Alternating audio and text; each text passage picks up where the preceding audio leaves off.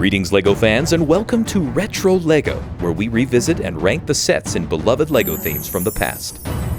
Today, we continue our year-by-year quest through LEGO Pirates, with easily the most radically different year in the theme since its inception, 1994. This marked the arrival of the Islanders, a completely new faction loosely based on the native peoples of the Pacific Islands. Though we'll touch on the handful of small pirate-centric sets released in 1994, this ranking will focus primarily on the 6 sets that comprise the Islanders subtheme, with all their tantalizing mysteries, dangers, and fantastical designs. So, grab your shield and let's get acquainted with the Islanders. Before I dive into the ranking proper, I've got to give the standard pirate sets from 1994 their due. This year saw the release of 5 very small-scale entries. 1733 Shipwrecked Pirate, also known as 1713 in its polybag form, is another small life raft that is very reminiscent of the Renegades raft from 1991, just without the shark and with a different but familiar pirate crewman. 1795 Imperial Cannon is basically just a stripped-down version of Cannon Cove from the previous year, including an Imperial officer who's well prepared to defend his tiny strip of home turf. Speaking of cannons, the next set is set number 1871, Pirates Cannon. This most closely follows the familiar format of a tiny strip of island terrain, but instead of treasure like we've seen so often before, this guy's got pure firepower instead. Notably, the minifigure here is technically set exclusive, even though he's composed of common parts we've seen many times over at this point.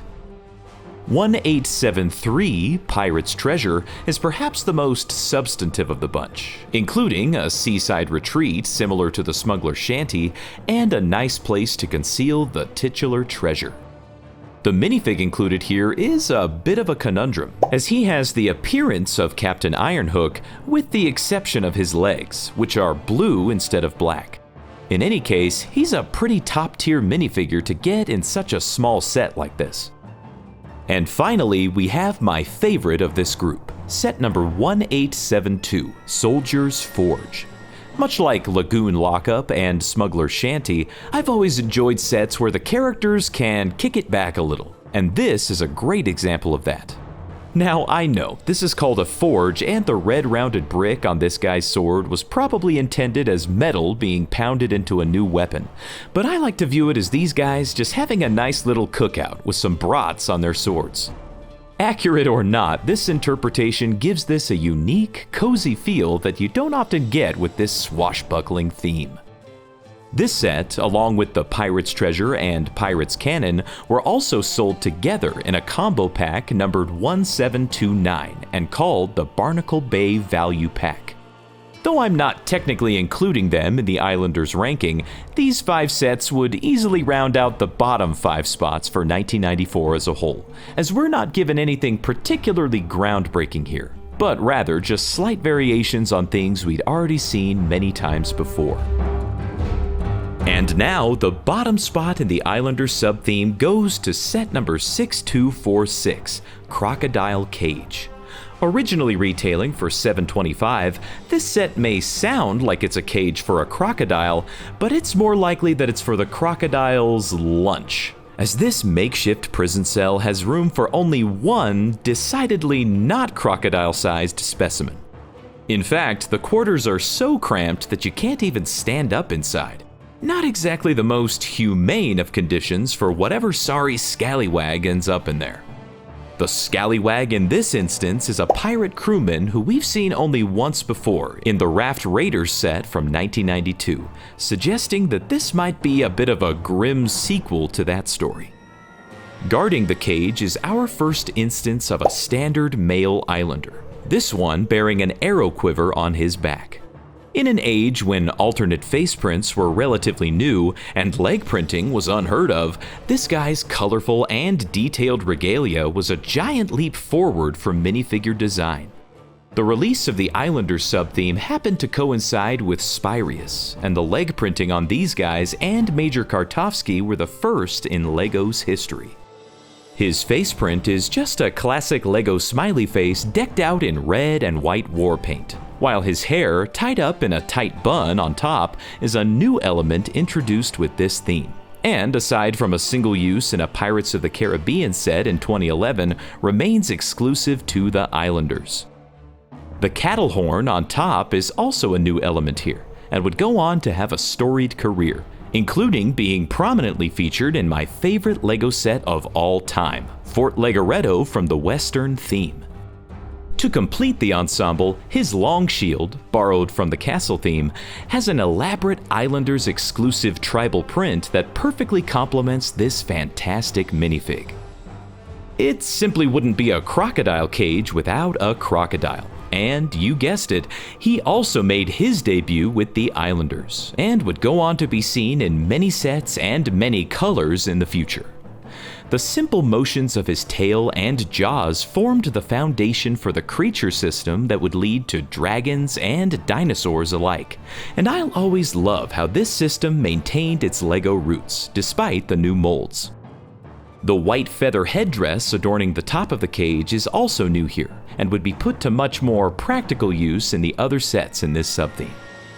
It may be at the bottom of my list, but Crocodile Cage contains so many firsts that make this subtheme so unforgettable. At number 5, we have set number 6236, King Kahuka. If there's one thing we can gather about the title character here, it's that he loves a fancy place to sit, and this $4 set absolutely delivers on that. Flanked on either side by the brilliant long shields we saw in the previous set, this shrine is not only a nice place to kick back, but it also conceals a secret underneath.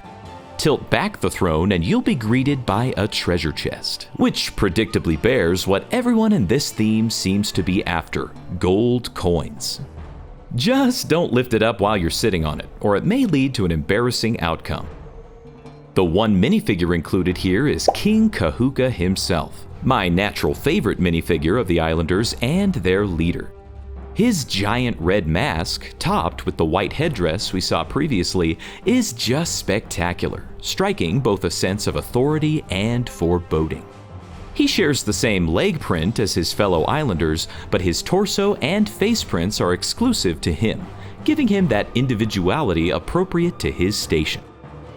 It's hard to knock a set that includes such a great minifigure, some fantastic accessories, and such a legendary vibe, so I won't.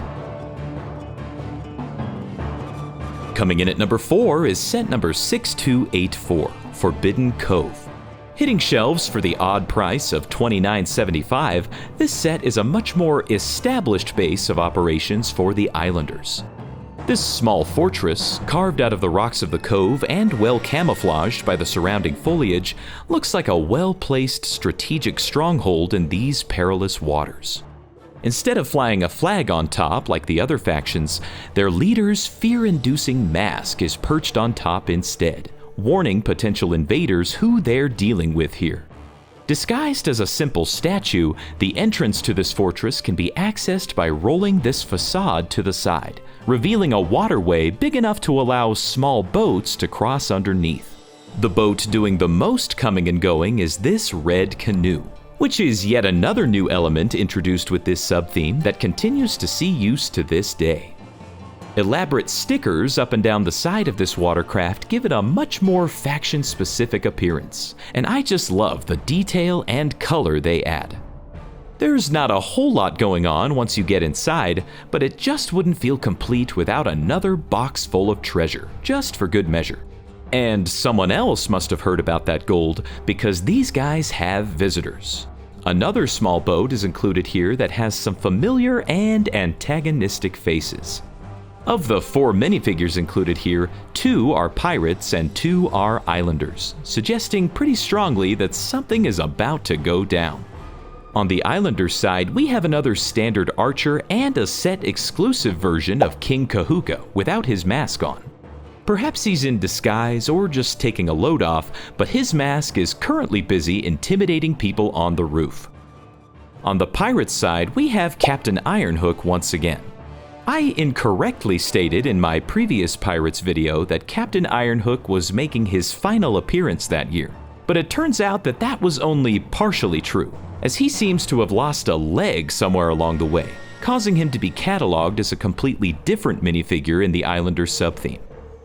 Finally, we have a set-exclusive crewman, earning that status with his unique green pants. Mid-size sets in the 90s were firing on all cylinders, and Forbidden Cove is no exception. Taking the number 3 spot is set number 6262, King Kahuka's Throne. It may seem crazy to rank this one above the larger Forbidden Cove, but this set, originally retailing for $21, captures the spirit of this faction so much better in my opinion. The haunting stone face on top is basically iconic at this point, as evidenced by its inclusion in the Pirates of Barracuda Bay set many years later. The opulence of King Kahuka is on full display here, as his throne is not only a stationary place to sit atop his riches, but is also a palanquin that enables him to be carried about anywhere he pleases. Behind the throne is yet another treasure chest, but personally, I think the more gold you can pile under him, the better. I just love the image of him sitting atop the riches of his many conquests, and if you've got the gold to spare, it makes this an even more fun set to display than it already is. All that gold is going to attract enemies though, and of course we've got some pirates in their own small sailboat chomping at the bit to get their hands on some of it. Included in King Kahuka's Throne are 5 minifigures, all of whom are familiar to us now on both sides, but with the standard Islanders going without their arrow quivers this time. This set just has so much character, and makes it a particularly memorable entry in this already standout subtheme. The runner-up here is a bit of an upset, as I've chosen set number 6256, the Islanders Catamaran. This mighty $12 offering is the only dedicated sailing vessel in this faction, and as one who loves the ships in this theme more than anything, that bumps it up a few notches in my book. But even outside of that initial bias, this set is just a beauty.